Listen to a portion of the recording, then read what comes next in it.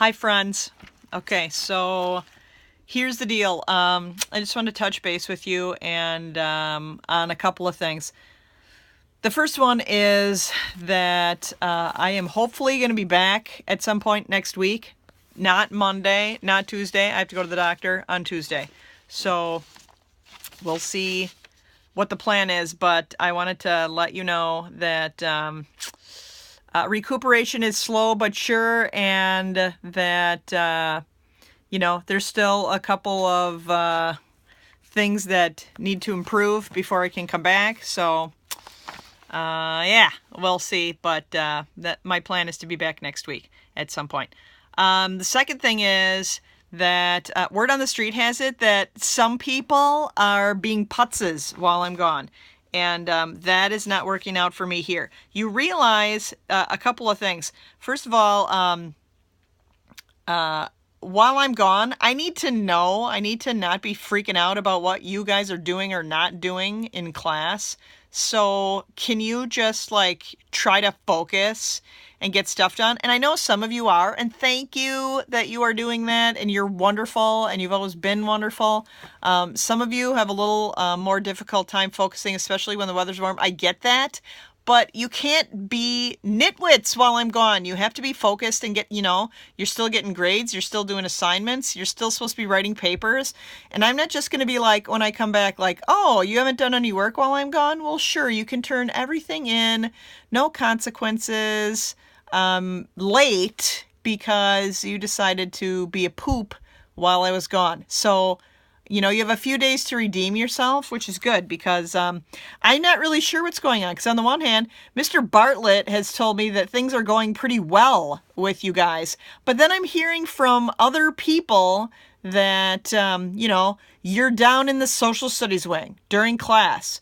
You're spending ridiculous amounts of time in the bathroom. So you ask to go to the bathroom and you're gone for 25 minutes. That's ridiculous. If I was there, I'd be marking you truant. So if I find out who that is, that's what's going to happen. People in the office saying that students are just walking out of class and leaving. You cannot do that. Stop trying to take advantage of the situation because there's going to be consequences when I come back. And so I just wanted to let you know that for those of you who are doing well, staying focused, getting your work done in class, not talking, not being big twits while I'm gone, we're going to have a cookout for those people.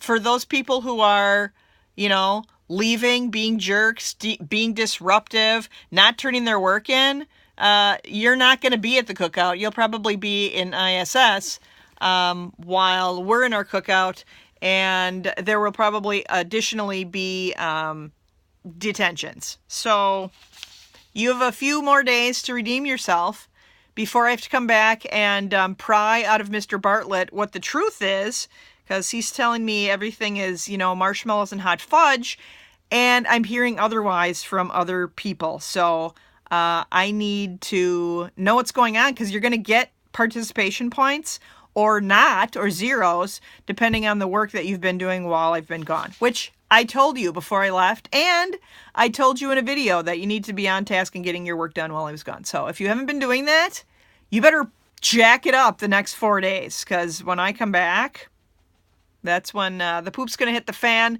if it needs to. And for those of you, like I said, who have been diligently working, you will be rewarded. All right? Promises on that. Okay.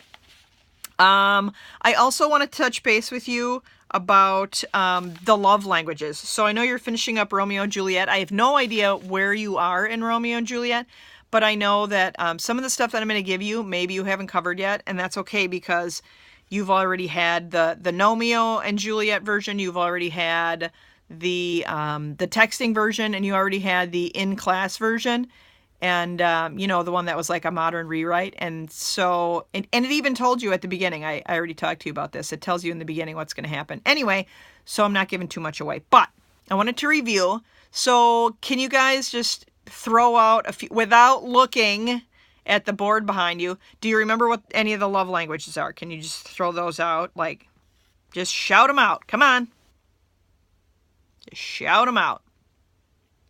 Yeah, I couldn't remember all of them initially, but it took me a couple minutes and then I wrote them all down. So there's physical touch. Yep. I know you guys remember that one because, you know, you're living in Snugfest time of your life right now. Quality time, acts of service. Quality time is mine, by the way. Acts of service, gifts, and words of affirmation. So that would be like encouragement or compliments. All right. So I wanted to give you a couple examples so you're thinking about this because when you're writing that paper, that's what the whole thing is about, okay? The whole thing is about how love languages were used successfully or unsuccessfully in Romeo and Juliet, and you like how this could have impacted things differently had they known a better way to communicate with each other, okay? So if mine is quality time, but my husband is never around, I'm not going to feel a lot of love, all right? If his is physical touch, but I don't like to snuggle very much, he's not going to feel very loved. You see what I'm saying? So we got to get on the same page, speak each other's language. All right, so bad example. Dad sets up Juliet to marry Paris as an act of service. That does not go well. She does not feel loved. Good one. Romeo and Juliet with physical touch. Oh boy. Yeah, that's working for both of them very successfully. Bad. Romeo with words of affirmation when he's talking to Tybalt. Okay, so like after Romeo and Juliet get together, and especially after they get married, he's like trying to convince Tybalt, like, hey man, we're brothers now. It's all good. I love you. I don't want to hurt you. And Tybalt's like, what are you, mocking me or what? He's totally annoyed. That is not working for him. He is not reading that as words of affirmation. He just gets irritated with Romeo. Okay. So that was a bad one. Good one, Romeo's words of affirmation with Juliet. So like even when he just sees her at the dance for the first time and he like holds her hand and tells her how beautiful she is, oh, she's like putty in his hands. Okay, she totally receives that as words of affirmation, and that's successful. Okay, one more, bad, good. Bad.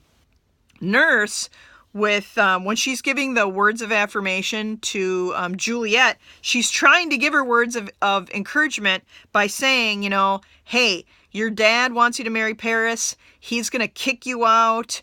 Maybe you should just forget about Romeo, marry Paris, and nobody will be the wiser. You won't irritate your parents. Like, that'll be all good. And she was like, I cannot believe you. I cannot believe you would betray me like that. She does not receive it as love. So that's a bad one. Good one. The friar, when he sets up an act of service by agreeing to marry Romeo and Juliet. They are like, thank you so much, Friar. You're so wonderful. In my opinion, by the way, Friar is a big liar jerk. He's supposed to be a man of God. He sets up this whole wedding between people who've known each other for less than a week and marries them without the knowledge of either set of parents, and then pretends he doesn't know anything about it at the end and blames it all on them. Come on! That's terrible. All right, I know that was fast, but I hope it was helpful. And like I said, I'll be back soon, so hang in there and take it easy. Bye.